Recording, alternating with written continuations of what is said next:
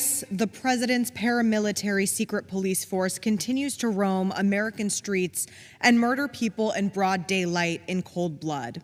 First, it was Ruben Ray Martinez in March of 2025, but ICE covered it up and kept it from the public. Then it was Alex Preddy and Renee Good. ICE shot and killed these two innocent people in Minnesota who had done nothing more than exercise their constitutional right to protest and free speech. And then the administration's right-wing propaganda machine got to work, smearing these two heroes as, quote, domestic terrorists with not an ounce of evidence. This was coordinated and directed by leadership in the Department of Homeland Security, by then Homeland Security Secretary Kristi Noem, and by the White House itself through heinous racist voices like Stephen Miller. It is not a mistake. ICE agents are completely out of control, and that is on purpose. That is their mission. This is what the Trump administration wanted to happen from the start, to funnel hundreds of billions of dollars to their paramilitary force and then use masked agents in a nationwide effort to spread fear and terrorize immigrant communities. The mass deportation agenda is part of their fascist far-right scheme to amass power by using immigrants as scapegoats and deploying federal troops to American cities like my hometown of Phoenix. All across this country, people are shocked, outraged, and appalled by ICE's conduct and the sheer cruelty of Trump's mass deportation agenda.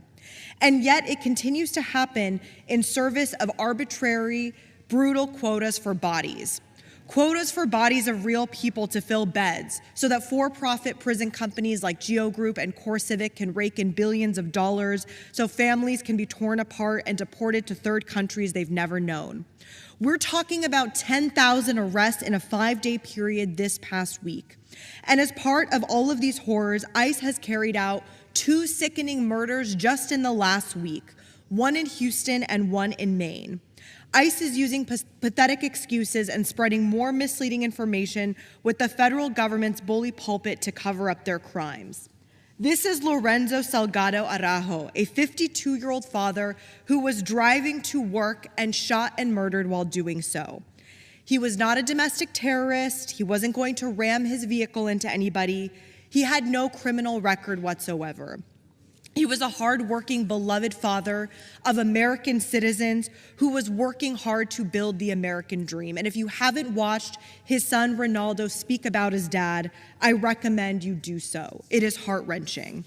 It is outrageous that ICE is claiming Lorenzo, quote, weaponized his vehicle in an attempt to, quote, run over an ICE law enforcement officer.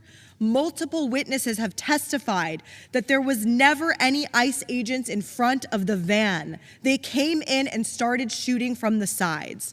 As with Alex Preddy and Renee Good, ICE is lying and lying badly. I honestly cannot believe how terrible their lies are. And then that wasn't enough. ICE murdered another person in Maine, 26-year-old Joan Sebastian Guerrero, somebody who had a work permit, somebody who had a U.S. Social Security number. And then DHS put out a statement just yesterday, just last night, that said that this man was trying to drive away and they shot him for these vague quotes of public safety. ICE murdered a Maine resident, a law-abiding resident, in front of his wife and his 3-year-old daughter for no reason whatsoever. This is just pure evil. Democrats in Congress have been demanding accountability for well over a year. We are a nation of laws, not a nation of secret police, of cold-blooded murders by federal agents on city streets, and of black site detention centers. We must urgently work to stop these horrific abuses. It is a moral stain on our country.